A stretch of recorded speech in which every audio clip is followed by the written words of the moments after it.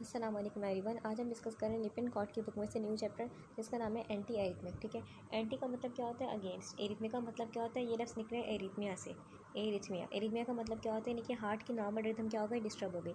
तो anti arrhythmic का मतलब क्या होता है, इसका मतलब होता है वो ड्रग, वो दवाइयाँ जो कि क्या करें, हार्ट की जो रिदम डिस्टर्ब हुई है, एबनॉर्मल हो गई, उस रिदम को नॉर्मल करें, उसको बोलते हैं एंटी एरिथमिक ड्रग। रिदम का मतलब होता है एक रेगुलर पैटर्न जो कि बार बार रिपीट हो, उसको हम बोलते हैं रिदम। हार्ट के केस में बात करें, हार्ट रिदम का मतलब क्या होता है, हार्ट रिदम का मतलब होता है दिल की धड़कन का प्रॉपर पैटर्न। तो हमारे पास जो दिल होता है, नॉर्मल दिल हर बीट एक फिक्स्ड ऑर्डर में करता है। ठीक है, होता है क्या है, पहले हमारे पास हार्ट में ऐसे नोट सिग्नल भेजता है जिससे क्या होता है, एट्रिया कॉन्ट्रैक्ट होते हैं, देन वेंट्रिकल में सिग्नल आता है, वेंट्रिकल कॉन्ट्रैक्ट होते हैं, फिर रिलैक्स होते हैं, और ये साइकिल बार बार रिपीट होती है। ठीक है, तो नॉर्मल जो हार्ट होता है वो हर बीट क्या करता है, एक फिक्स्ड ऑर्डर में करता है। ठीक है, हम इस चैप्टर में क्या करेंगे, डिटेल स्टडी करेंगे, वर्ड बाय वर्ड समझेंगे, इन डेप्थ स्टडी करेंगे। तो आपने क्या करना है, चैप्टर को एंड तक देखना है, इस चैप्टर की वीडियोज़ को। आज हम डिस्कस करेंगे सिर्फ इस चैप्टर का ओवरव्यू डिस्कस करेंगे। स्टार्ट करते हैं हम। फर्स्ट लाइन लिखी हुई है, in contrast to skeletal muscle which contract only when it receive a stimulus. Skeletal muscle यानी कि हमारे हाथ पाँव के मसल, ये तभी कॉन्ट्रैक्ट होते हैं जब इनको सिग्नल मिलता है बाहर से। यानी कि इसका मतलब क्या होता है, इसका मतलब होता है कि जैसे फॉर एग्जांपल एक नर्व से इम्पल्स आता है तभी वो क्या करते हैं, मूव करते हैं। इसका मतलब ये हुआ, स्केलेटल मसल को हमेशा एक्सटर्नल कमांड की ज़रूरत होती है। इनको बाहर से कोई हुक्म मिलेगा तभी ये क्या करेंगे, काम करेंगे, यानी कि मूव करेंगे। The heart contains specialize cell that exhibit automaticity. यानी कि हार्ट में, दिल में कुछ स्पेशल सेल्स होते हैं, कुछ खास किस्म के सेल हैं जो कि क्या रखते हैं, जो कि ऑटोमेटिसिटी की सलाहियत रखते हैं। ऑटोमेटिसिटी का मतलब क्या होता है, इसका मतलब ये होता है कि ये अपने आप सिग्नल को जनरेट कर सकते हैं। इनको बाहर से किसी सिग्नल की ज़रूरत नहीं, बल्कि अपने अंदर खुद सिग्नल जनरेट करने की सलाहियत रखते हैं, उसको हम कहते हैं ऑटोमेटिसिटी। और इस विशेष सेल होता है कहाँ, ये स्पेशल सेल्स होते हैं बेसिकली जो कि ऑटोमेटिसिटी की सलाहियत रखते हैं। ये सेल्स होते हैं, स्पेशलाइज सेल होते हैं हमारे पास हार्ट के ऐसे नोड में। ठीक है, ऐसे नोड क्या होता है, ऐसे नोड हार्ट का नेचुरल पेस मेकर है। ऐसे नोड होता कहाँ है, ऐसे नोड होता है राइट एट्रियम के अपर पार्ट में, राइट एट्रियम के अपर पार्ट में होता है। ठीक है, ऐसे नोड के पास सलाहियत है कि ऐसे नोड क्या करता है, खुद ब खुद जनरेट करने की, सिग्नल जनरेट करने की सलाहियत रखता है।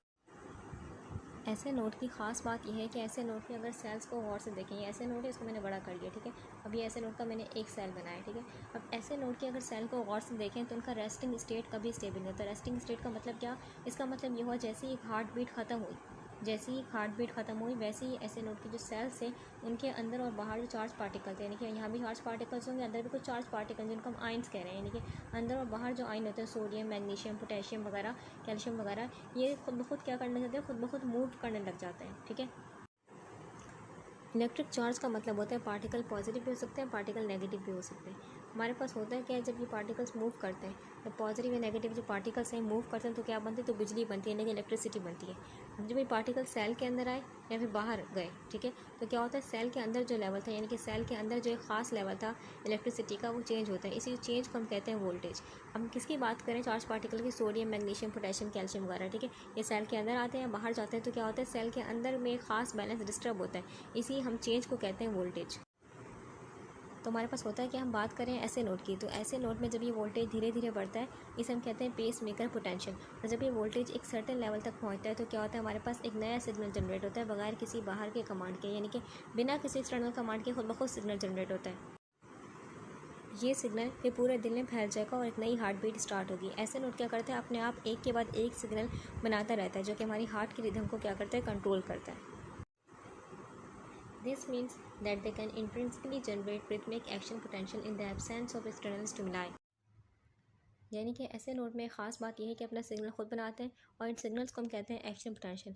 एक्शन पोटेंशियल का मतलब क्या होता है, इसका मतलब होता है इलेक्ट्रिकल मैसेज, यानी कि एक ऐसा मैसेज जो कि क्या करें, हार्ट के मसल्स को मैसेज दे के कि आप कॉन्ट्रैक्ट करो, इसको हम कहते हैं एक्शन पोटेंशियल। ठीक है, तो ऐसे नोट क्या करें, अपना सिग्नल खुद जनरेट करें, इंट्रिंसिकली अंदर से खुद जनरेट कर रहे हैं, रिदमिक प्रॉपर रिदम हो रहा है। ठीक है, प्रॉपर एक ऑर्डर में चल रहे हैं ऐसे नोट। ठीक है, तो हमारे पास हम इसको कहते हैं सेल्फ एक्साइटेशन, क्योंकि बाहर की किसी कमांड की ज़रूरत नहीं है, खुद ब खुद करें। एब्सेंस ऑफ एक्सटर्नल स्टिमुलाई, बाहर से कोई कमांड नहीं मिल रहा बल्कि खुद कर रहे हैं, जनरेट करें। इस प्रॉपर्टी को हम कहते हैं सेल्फ एक्साइटेशन। तो ऐसे नोट में क्या है प्रॉपर्टी, सेल्फ एक्साइटेशन की प्रॉपर्टी, यानी कि अपना सिग्नल खुद जनरेट करने की प्रॉपर्टी, सलाहियत है उनमें। These pacemaker cells differ from other myocardial cells in showing a slow spontaneous repolarization during diastole phase 4. बहुत ही इंपॉर्टेंट बात लिखी हुई है कि जो पेस मेकर सेल्स होते हैं हमारे, यानी कि जो ऐसे नोड है वो बाकी हार्ट के जो मसल्स के सेल हैं, यानी कि बाकी जितने भी सेल्स हैं हार्ट के, उनसे अलग है। क्यों? क्योंकि हमारे पास जो नॉर्मल सेल्स हैं हार्ट के मसल्स के, वो बेसिकली अपना सिग्नल खुद जनरेट नहीं करे, बल्कि उनको बाहर से कोई सिग्नल मिल रहा है तो ही ये काम करें। लेकिन यहाँ पर पेस मेकर जो सेल है, ऐसे नोड, ये खुद ब खुद सिग्नल जनरेट करने की सलाहियत रख रहा है। इन ऐसे नोड की खास बात यह है कि जब दिल रिलैक्स होता है, यानी कि दिल कोई काम नहीं कर रहा रिलैक्स स्टेज में, तो क्या होता है, ऐसे नोड में धीरे धीरे पॉजिटिव होना शुरू होता है। यानी कि ऐसे नोड के जो अंदर का इन्वायरमेंट है, माहौल, वो धीरे धीरे पॉजिटिव हो जाएगा। इसी पॉजिटिव होने को, धीरे धीरे पॉजिटिव होने को हम कहते हैं स्लो स्पॉन्टेनियस डिपोलराइजेशन, जिसको हम कहते हैं फेज 4 भी कहते हैं। तो फेज 4 में क्या होता है, हमारे पास जो ऐसे नोड होता है, यानी कि जो हार्ट का नेचुरल पेस मेकर है, वो क्या होता है, वो नया इलेक्ट्रिकल सिग्नल बनाने की तैयारी कर रहा होता है। ठीक है, तो हमारे पास जो फेज 4 यानी कि जो नोड है, ऐसे नोड में खुद ब खुद पॉजिटिव होने का अमल धीरे धीरे हो रहा है, इसी को हम कहते हैं phase 4। caused by an inward positive current carried by sodium and calcium ion flows। ये डिपोलराइजेशन इसलिए होता है कि जब सोडियम और कैल्शियम सेल के अंदर इंटर करते हैं, सोडियम और कैल्शियम पॉजिटिव है, ठीक है, तो नॉर्मली क्या होता है, नॉर्मली हमारे पास सेल के अंदर क्या होता है, पोटेशियम होता है और कुछ नेगेटिव प्रोटीन्स होती हैं। इस वजह से अंदर का माहौल रेस्टिंग स्टेज में क्या होता है, नेगेटिव होता है। लेकिन जब सोडियम और कैल्शियम जैसे पॉजिटिव आयन सेल के अंदर इंटर करते हैं, तो धीरे धीरे सेल का जो हमारे पास अंदर का माहौल है वो पॉजिटिव होना शुरू हो जाता है। धीरे धीरे जब पॉजिटिव होता है तो हमारे पास एक सर्टन लेवल तक जब इसका वोल्टेज पहुँच जाए, एक सर्टन लेवल तक पहुँच जाए, इसको हम कहते हैं थ्रेशोल्ड। ठीक है, यानी कि जब पॉजिटिविटी एक सर्टेन लेवल तक पहुंच गई, इसको हम कहते हैं थ्रेशोल्ड। उसके बाद थ्रेशोल्ड के बाद कहते हैं बस एक नया एक्शन पोटेंशियल स्टार्ट होता है। इसके बाद एक न्यू एक्शन पोटेंशियल स्टार्ट होगा। अब ये सिग्नल होगा बेसिकली एक नई हार्ट बीट का सिग्नल होगा, यानी कि नया सिग्नल जनरेट हुआ। इस तरीके से क्या होता है, पेस मेकर अपना जो हमारे पास एक नई हार्ट बीट इस तरीके से जनरेट करते हैं कि क्या करते हैं, धीरे धीरे अपने अंदर के माहौल को पॉजिटिव करते हैं। This depolarization is fastest in the sinoatrial node, the normal initiation site of the action potential, and decrease throughout the normal conduction pathway through the atrioventricular AV node to the bundle of His and the Purkinje system। हर जगह heart की conduction system में signal एक ही speed से travel नहीं करते। Conduction pathway या conduction system का मतलब क्या होता है, इसका मतलब होता है वो रास्ता हार्ट के अंदर जहाँ से जो इलेक्ट्रिकल सिग्नल है गुजरेंगे, उसको हम कहते हैं कंडक्शन पाथवे। ठीक है, इसका मतलब क्या होता है, वो रास्ता जहाँ से इलेक्ट्रिकल सिग्नल गुजरते हैं उसको हम कहते हैं कंडक्शन पाथवे। तो हमारे पास सबसे फास्ट कहाँ पर सिग्नल जाते हैं, यानी कि सिग्नल की स्पीड फास्ट कहाँ पर होती है, ऐसे नोड में होती है, क्योंकि ऐसे नोड में बेसिकली ये हार्ट का नेचुरल पेस मेकर, यहाँ से हार्ट बीट स्टार्ट होती है। तो बेसिकली यहाँ पर जो सिग्नल होते हैं, यानी कि यहाँ पर जो डिपोलराइजेशन होती है फास्ट होती है।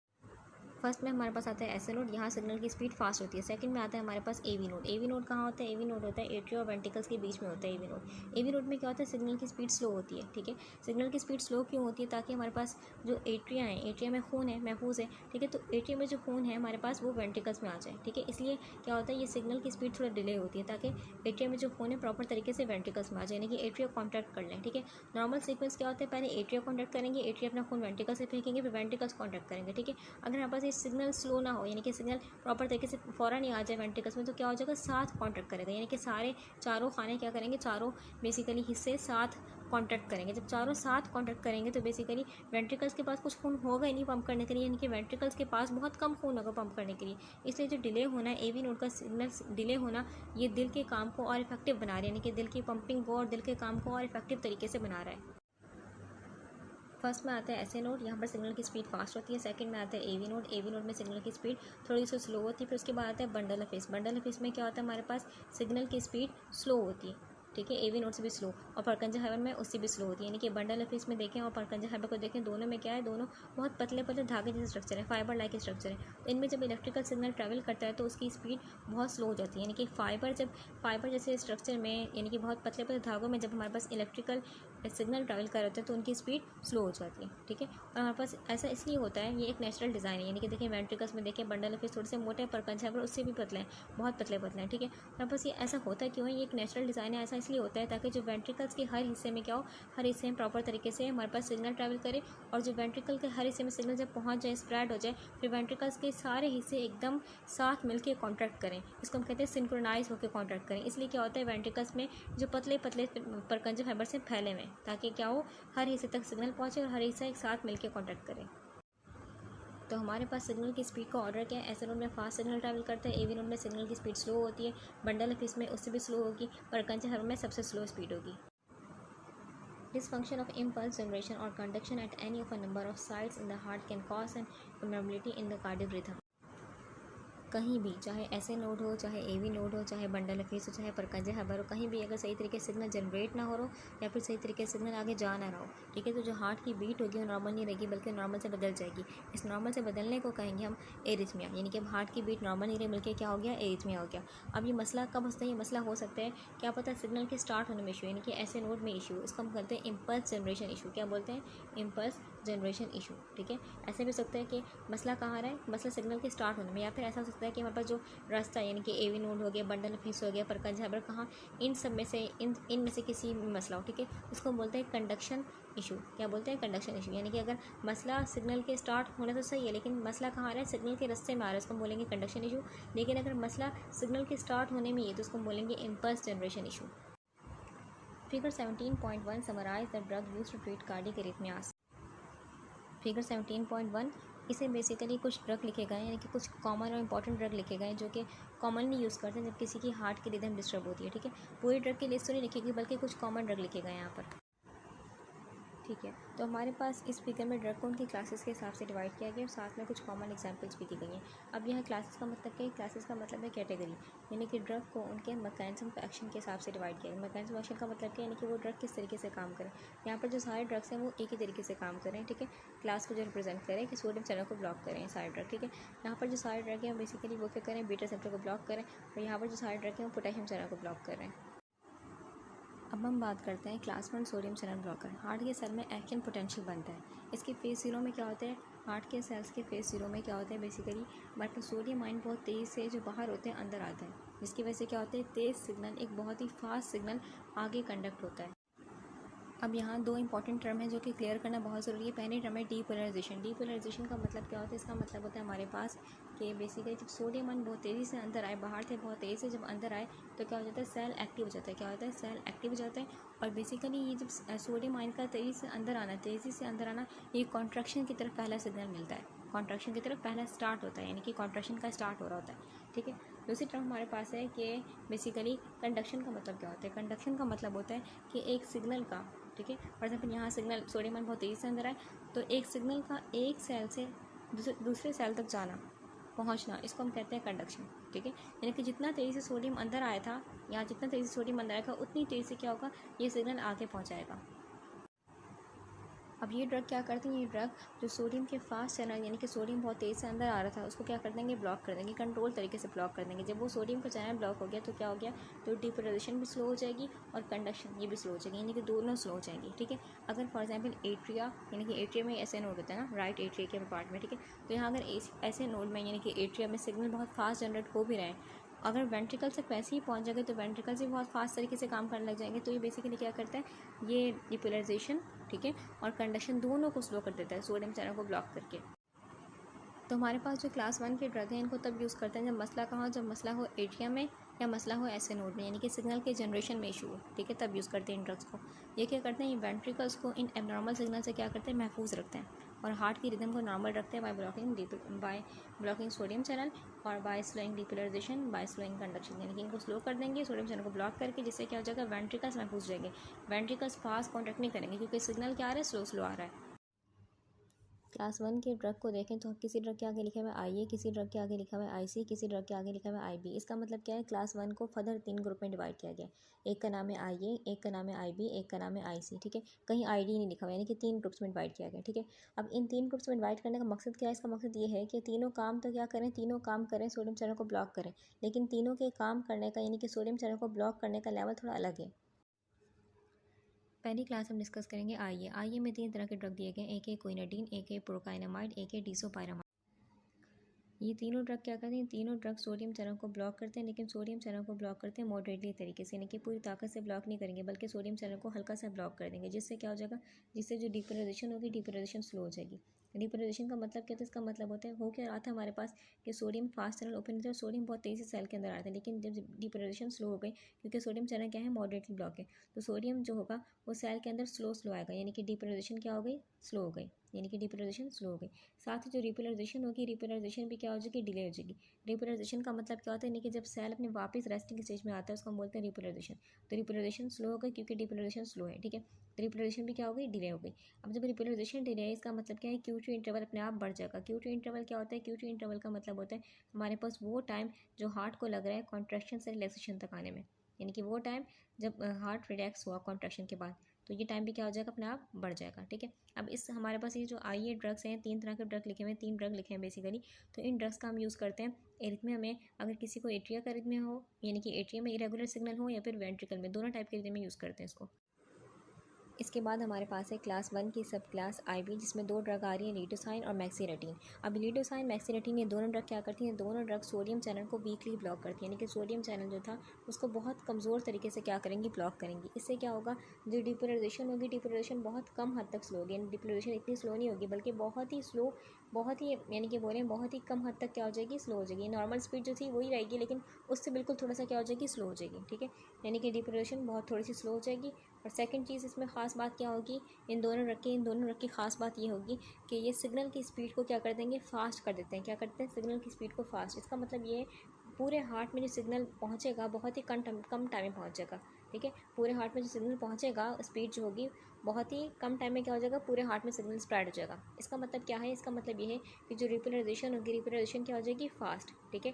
रिपोलराइजेशन तो बहुत हद तक स्लो हुई, रिपोलराइजेशन फास्ट किस तरह की रिपोलराइजेशन का मतलब क्या था कि सेल जब वापस हमारे पास रेस्टिंग स्टेज में आ रहा है, यानी कि जब हमारे पास हार्ट वापस रेस्टिंग स्टेज में आ रहा है, उसको बोलते हैं रिपोलराइजेशन। तो बहुत ही कम टाइम में सिग्नल जब पूरे हार्ट में फैल गया तो फ़ौरन से रिपोलराइजेशन स्टार्ट हो जाएगी, यानी कि फ़ौरन से हार्ट रिलैक्स हो जाएगा, यानी कि रिपोलराइजेशन का टाइम क्या हो जाएगा, वो जल्दी हो जाएगा। रिपोलराइजेशन जल्दी होगी, इसका मतलब क्या है, इसका मतलब है Q2 इंटरवल का टाइम जो हो जाएगा शॉर्ट हो जाएगा। Q2 इंटरवल क्या हो जाएगा, शॉर्ट।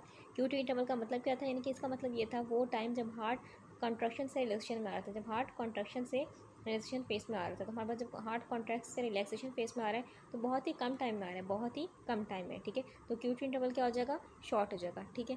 अच्छा, हमारे पास ये 2 ड्रग हैं, इनको हम यूज़ करते हैं बेसिकली। इन ड्रग को यूज़ करते हैं हम वेंट्रिकुलर एरिथमिया में यूज़ करते हैं। वेंट्रिकुलर एरिथमिया में ये अक्सर इसको यूज़ करते हैं मायोकार्डियल इन्फेक्शन के बाद, MI के बाद। MI का मतलब क्या होता है, MI का मतलब होता है कि हार्ट की मसल्स में खून की सप्लाई रुक गई, जिसकी वजह से क्या हो गई, हार्ट की मसल डैमेज हो गई, उसको हम बोलते हैं मायोकार्डियल इन्फेक्शन, ठीक है। जब मायोकार्डियल इन्फेक्शन होता है उस वक्त क्या होता है, जो वेंट्रिकल्स होते हैं, वेंट्रिकल्स में एबनॉर्मल सिग्नल बनने लगते हैं, एबनॉर्मल्स यानी कि एरिथमिया कॉज जाते हैं वेंट्रिकल्स में। उस वक्त ये ड्रग यूज़ करते हैं। ये ड्रग क्या करते हैं, ये ड्रग बेसिकली इन मसले को सॉल्व करते हैं और हार्ट की रिदम को नॉर्मल बनाते हैं। क्लास 1 की सब क्लास, थर्ड सब क्लास डिस्कस करें। एक थी IB, एक थी IA, और अब डिस्कस करें IC। IC में 2 तरह के ड्रग लिखे हैं, फ्लिकाइनाइड लिखा है, प्रोपाफिनोन लिखा हुआ है। ये दोनों ड्रग क्या करते हैं, ये दोनों ड्रग सोडियम के चैनल को बहुत स्ट्रांगली ब्लॉक कर देंगे। जब सोडियम के चैनल बहुत स्ट्रांगली ब्लॉक है, इसका मतलब ये हार्ट के सेल में जो डिपोलराइजेशन हो रही थी, यानी कि जो सिग्नल जनरेट हो रहा था, उसका अमल भी क्या हो जाएगा, उसका प्रोसेस भी बहुत स्लो हो जाएगा, यानी कि बहुत ही ज़्यादा टाइम में क्या होगा, सोडियम जो बाहर थे वो अंदर आएंगे, यानी कि बहुत टाइम लेंगे इसमें, क्योंकि ये चैनल बहुत स्ट्रांगली ब्लॉक है। तो बहुत कम सोडियम जो होंगे वो बहुत टाइम में अंदर आएंगे। इसका मतलब ये होगा कि जो कंडक्शन होगी, कंडक्शन भी स्लो हो जाएगी। कंडक्शन मतलब क्या था, सिग्नल एक सेल से जा रहा है दूसरे सेल में, ठीक है। तो जब यहाँ पर एक सेल में ही आने में टाइम इतना लग रहा है सोडियम को, तो यहाँ पर भी जाने में बहुत टाइम लगेगा। मतलब क्या हो गया, कंडक्शन बहुत स्लो हो गई, कंडक्शन बहुत स्लो हो गई, और हमारे पास सोडियम चैनल थे बहुत स्ट्रांगली ब्लॉक है। इन ड्रग्स को अगर यूज़ करें तो इन ड्रग्स में क्या होगा, डिपोलराइजेशन तो स्लो हो गई, लेकिन रिपोलराइजेशन स्लो नहीं होगी, बल्कि रिपोलराइजेशन अपने नॉर्मल टाइम पे होगी। क्यों, क्योंकि हमारे पास हम जानते हैं रिपोलराइजेशन डिपेंड करती है पोटेशियम चैनल पे। किस पे डिपेंड करती है, पोटेशियम चैनल पे। लेकिन इन दोनों ड्रग ने इफेक्ट किसको किया, इन दोनों ड्रग ने इफेक्ट किया, इन दोनों ड्रग ने सोडियम के चैनल को बहुत स्ट्रांगली ब्लॉक कर दिया। इन दोनों ड्रग्स ने पोटेशियम चैनल को नहीं छेड़ा। इस वजह से क्या हो गया, रिपोलराइजेशन नॉर्मल टाइम पे होगी। जब रिपोलराइजेशन नॉर्मल टाइम पे हो रही है, इसका मतलब क्या है, इसका मतलब है Q2 इंटरवल भी क्या होगा, नॉर्मल रहेगा। Q2 इंटरवल भी नॉर्मल रहेगा। मतलब कि मैं कह सकती हूँ कि इन दोनों ड्रग ने क्या किया, इन दोनों ड्रग ने सिग्नल के स्टार्ट को और सिग्नल के स्प्रेड होने को क्या कर दिया, स्लो कर दिया, ठीक है। यानी कि कंडक्शन को स्लो कर दिया और डिपोलराइजेशन को स्लो कर दिया, ठीक है। लेकिन जब ये सिग्नल कंप्लीट हो गया, यानी कि कंडक्शन भी हो गई और डिपोलराइजेशन भी हो गई, उसके बाद जो रिपोलराइजेशन का सिग्नल आएगा, यानी इसका सिग्नल जो आएगा वो अपनी नॉर्मल स्पीड पर आएगा, नॉर्मल टाइम पे ये होगा, और नॉर्मली हमारे पास Q2 इंटरवल होगा, ठीक है। अब इन दोनों ड्रग को हम यूज़ करते हैं अगर किसी को बहुत सीरियस क्या है, एट्रियल एरिथमिया, यानी कि एट्रियम में क्या है, एरिथमिया, तो उसमें यूज़ करते हैं, क्योंकि ये क्या कर देता है, ये कंडक्शन और बेसिकली सिग्नल जनरेशन को बहुत ही स्लो कर देगा। तो इसको कब यूज़ करते हैं, बहुत सीरियस अगर किसी को एट्रियल एरिथमिया है तो उसमें यूज़ करते हैं, ठीक है। लेकिन इसके लिमिटेड यूज़ हैं, क्यों, क्योंकि इसके साइड इफेक्ट्स खतरनाक होते हैं, तो इस वजह से बहुत ही इसको कम यूज़ किया जाता है, यानी कि लिमिटेड यूज़ किया जाता है।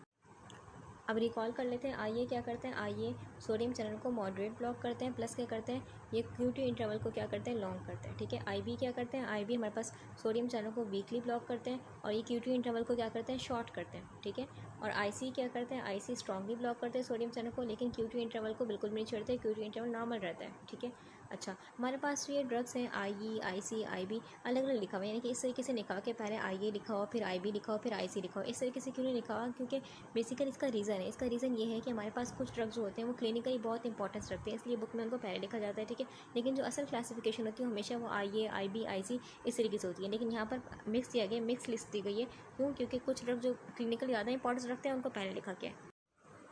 सेकंड हमारे पास है क्लास 2, जिसको हम कह रहे हैं beta adrenal receptor blocker. Class 2 में जो ड्रग है हमारे पास, ये सारे ड्रग, 3 ड्रग, ये बेसिकली क्या करते हैं, ये बीटा एड्रेनल रिसेप्टर को ब्लॉक करते हैं, बीटा एड्रेनल रिसेप्टर को ब्लॉक करते हैं। बीटा एड्रेनल रिसेप्टर एक्टिवेट किससे होते हैं, ये एक्टिवेट होते हैं एड्रेनलिन या फिर नॉर एड्रेनलिन से, एड्रेनलिन या फिर नॉर एड्रेनलिन से एक्टिवेट होते हैं। ठीक है, नॉर्मल सिचुएशन में क्या होता है, नॉर्मल हालत में जो एड्रेनलिन होता है ये हार्ट को तेज़ बीट करवाता है और कॉन्ट्रैक्शन को बढ़ाता है, लेकिन हमारे पास बीटा ब्लॉकर्स क्या करेंगे, बीटा ब्लॉकर्स इस सिचुएशन को क्या कर देंगे, इस सिचुएशन को ब्लॉक कर देंगे, जिससे जो हार्ट होगा वो स्लो और काल्म हो जाएगा। अब इन ड्रग्स के बारे में देखते हैं। पहला ड्रग हम देख रहे हैं मीटोप्रोलोल। मीटोप्रोलोल जो हमारे पास ड्रग है, ठीक है, ये बीटा 1 सेलेक्टिव है, beta 1 selective blocker. Beta 1 selective blocker का मतलब क्या, यानी कि बीटा 1 पे काम करती है। बीटा 1 कहाँ होता है, बीटा 1 होते हैं हार्ट में, तो ये सिर्फ काम करती है हार्ट पे। ठीक है, ये बीटा 2 को नहीं छेड़ती। बीटा 2 कहाँ होते हैं, बीटा 2 होते हैं लंग्स में। बीटा 2 करते क्या है, लंग्स को रिलैक्स करते हैं। क्या करते हैं, लंग्स को रिलैक्स करते हैं।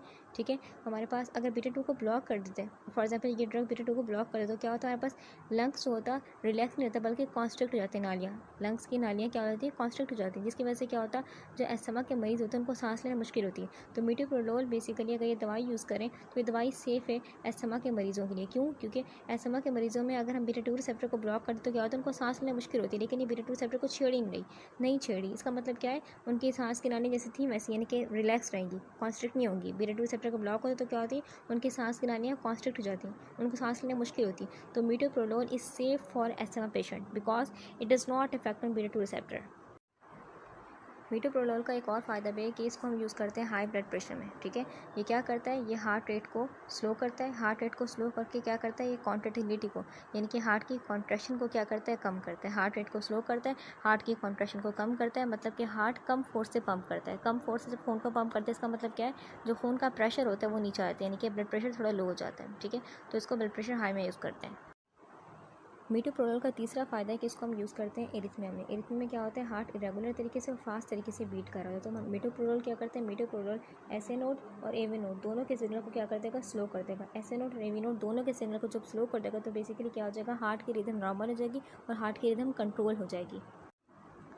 नेक्स्ट ड्रग हमारे पास है एस्मोलोल। एस्मोलोल भी क्या है, बीटा 1 सेलेक्टिव ब्लॉकर, यानी कि सिर्फ काम करती है हार्ट पे काम करती है। ठीक है, क्योंकि मैं बात की बीटा 1 सेलेक्टिव ब्लॉकर है। ठीक है, और हमारे पास एस्मोलोल जो है, इसकी खास बात ये है कि शॉर्ट एक्टिंग है। शॉर्ट एक्टिंग का मतलब क्या होता है कि जैसे आपने ये ड्रग ली उसके थोड़ी देर बाद इसका असर खत्म हो जाएगा। ठीक है, तो इसलिए इस दवाई का कोई फ़ायदा नहीं है कि इसको मुँह के ज़रिए लें, इसलिए इसकी जो मुँह के ज़रिए देने वाली फॉर्म होती है अवेलेबल नहीं होती, यानी कि इसकी ओरल फॉर्म अवेलेबल नहीं होती, ओरल फॉर्म अवेलेबल नहीं होती, लेकिन इसको यूज़ करते हैं एमरजेंसी में। इसको कब यूज़ करते हैं, एमरजेंसी में यूज़ करते हैं। ठीक है, और आई फॉर्म अवेलेबल होती है। कौन सी फॉर्म अवेलेबल, इसकी IV फॉर्म, यानी कि जब हार्ट की रिदम एबनॉर्मल हो गई और कुछ सही करना, उसको फ़ौरन सही करना हो तो एस्मोलोल यूज़ करते हैं।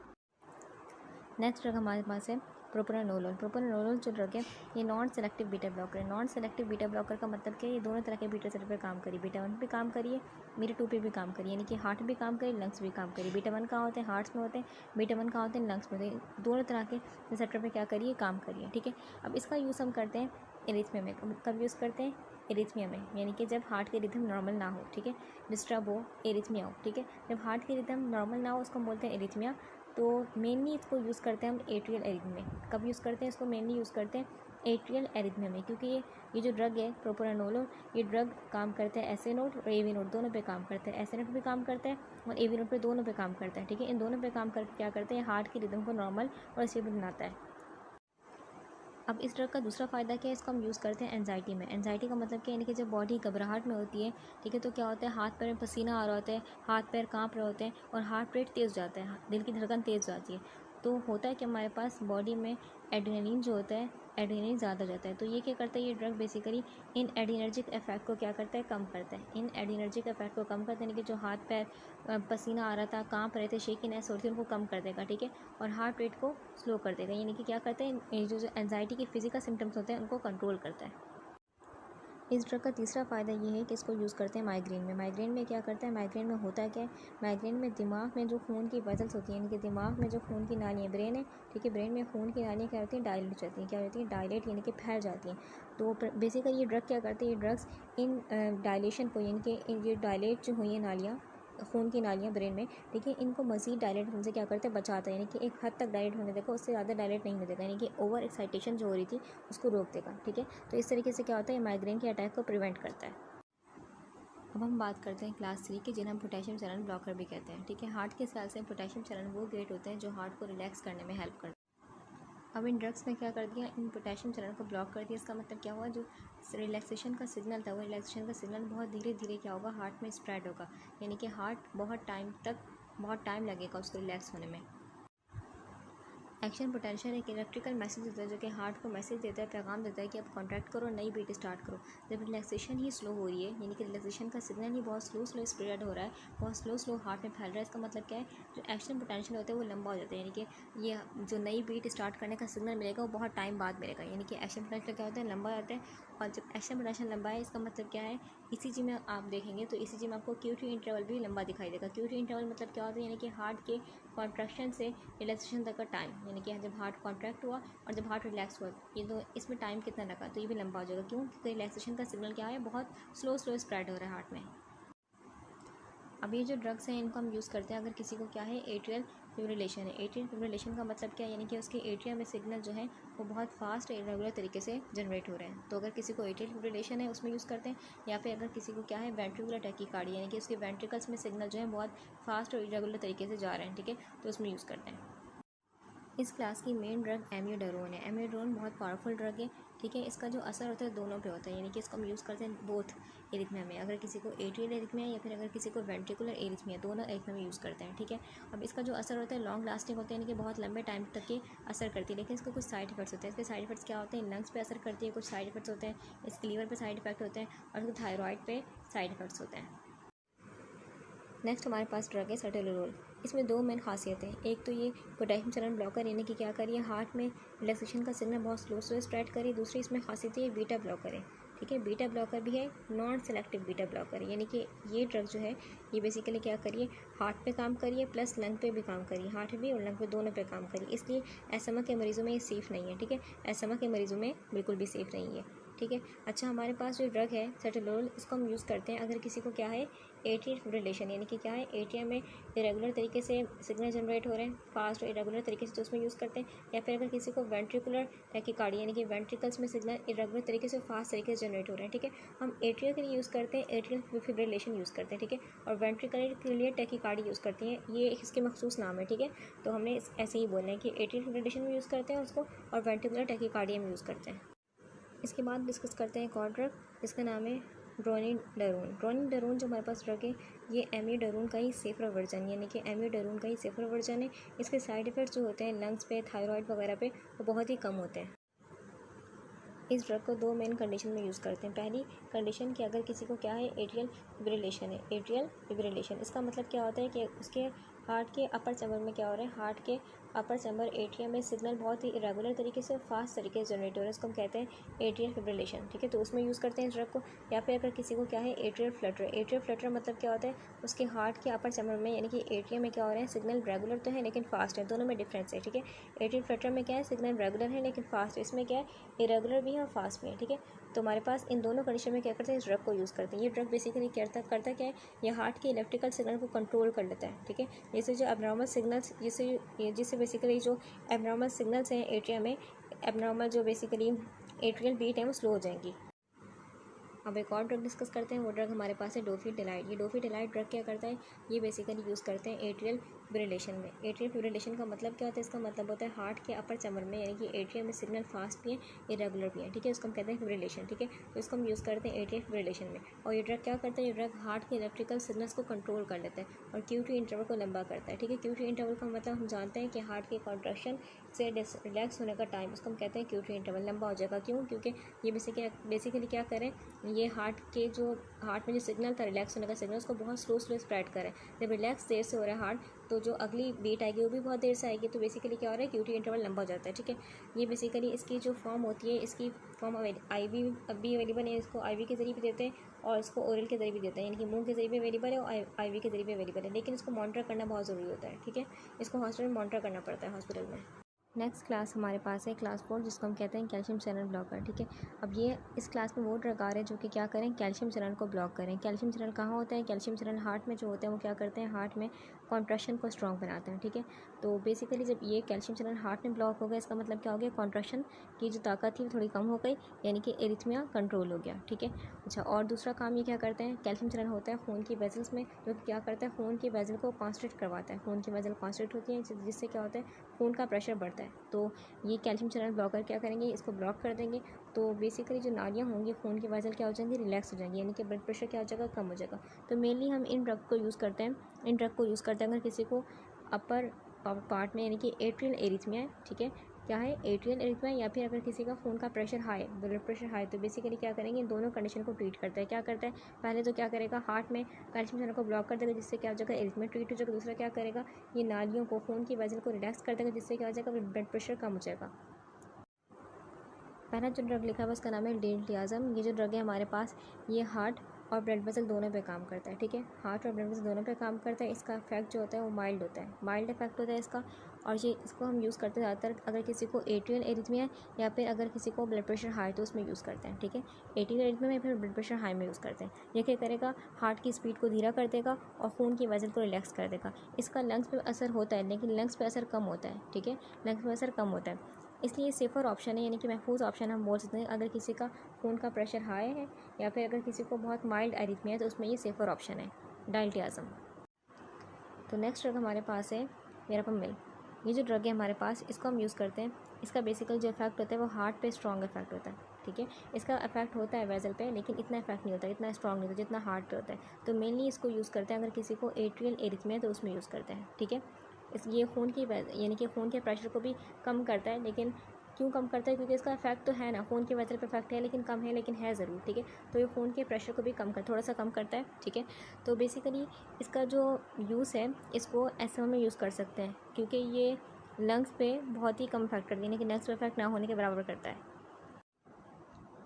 अब यहाँ जो ड्रग लिखे हुए हैं दो, ये क्लास 1 से क्लास 4 तक किसी कैटेगरी में फिट नहीं बैठते, लेकिन फिर भी इसको यूज़ करते हैं क्योंकि हार्ट के रिदम को नॉर्मल बनाने में काम आते हैं। ये ड्रग है हमारे पास एडिनोसिन। ये जो ड्रग है हमारे पास, ये क्या करता है, हार्ट के इलेक्ट्रिकल सिग्नल को टेम्परेरी ब्लॉक करता है। इसका मतलब ये है, मेनली इसको यूज़ करते हैं सुप्रावेंट्रिकुलर टैकीकार्डी में। सुप्रावेंट्रिकुलर टैकीकार्डी का मतलब क्या होता है, इसका मतलब होता है हार्ट के अपर पार्ट्स यानी कि एट्रियम में क्या हो रहा है, सिग्नल बहुत फास्ट और इरेगुलर तरीके से क्या हो रहा है, जनरेट हो रहा है, तो उसमें यूज़ करते हैं एडिनोसिन को। ये क्या करता है, कुछ सेकंड के लिए क्या कर देगा, हार्ट के रिदम को रीसेट कर देगा। क्या कर देगा, फ्यू सेकंड्स के लिए हार्ट के रिदम को रीसेट कर देगा।